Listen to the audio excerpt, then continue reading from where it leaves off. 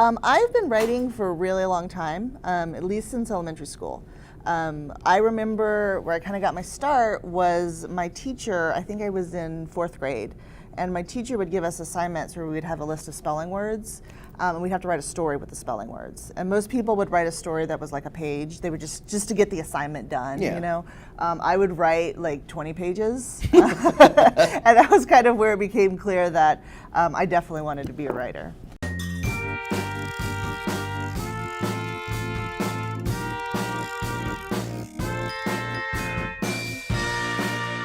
Wow, and then so did you continue that like through high school and into college? I did. In high school, I kind of took a little detour into art. I really liked drawing and painting. So when I went off to college, I originally thought I was going to be like an artist. That was what I wanted to do. And then in college, I took a creative writing class and just fell back in love with writing. And so that was where I kind of started my career as a writer. Or as an author, I should say. Yes. Was in college, and kind of just taking those writing classes. Now you've written quite a few books, is that correct? Yes, I have. Excellent. Now, one of the books, the newest book that's coming out, before we talk about the book you brought today, is based on a video game. Is that right? Like a shooting video game? Yes, it is. It is based on Halo.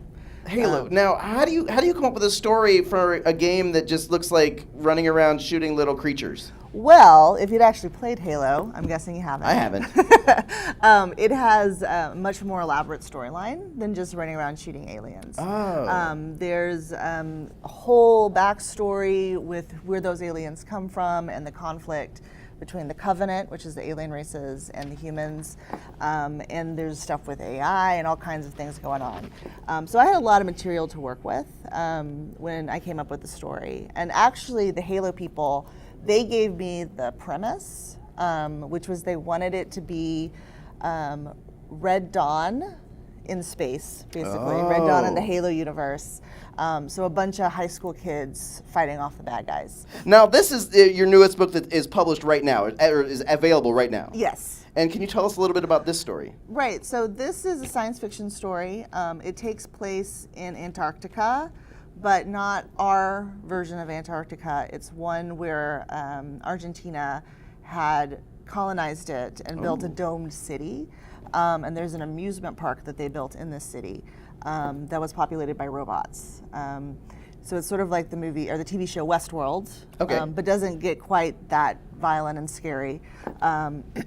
So you have the humans living in the city, you have this old amusement park, you have the robots, and they're all kind of coming together to just deal with the fact that the city is starting to fall apart. Now, I also want to talk a little bit about an award you just won. Okay. I'm gonna say Riesling Award because I don't even know if it's an English word or it's probably someone's name. It is someone's name. It is someone's name. Yeah. Okay. I should have done a little more research. It's fine. But either way, this is for a science fiction poem that you wrote. Yes. Now, I've never really heard of science fiction poetry. Like, how do you blend the two together? Well, it's kind of interesting. You mean you're writing a poem like any other poem, but the subject matter is science fiction. So are these more narrative poems, or can they be more like about feelings? They can definitely still be about feelings. The one that I won for wasn't really a narrative poem.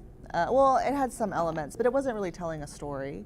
And it was just me kind of exploring science fiction ideas, but in poetry form. I also read that you came in second place to Neil Gaiman. I did. Wow, Yeah. That's pretty amazing. I mean, if you're going to lose to somebody, it might as well be one of the best. Right, that was exactly how I felt. If you had to pick like one of your favorite science fiction books ever, and I know it's one of those things like, well, tomorrow could be different, but right now, at this very moment, what would your favorite science fiction book be? My answer to that is almost always the same, and it is A Wrinkle in Time by Madeleine L'Engle. That was one of the first science fiction books I ever read, and it just really stuck with me.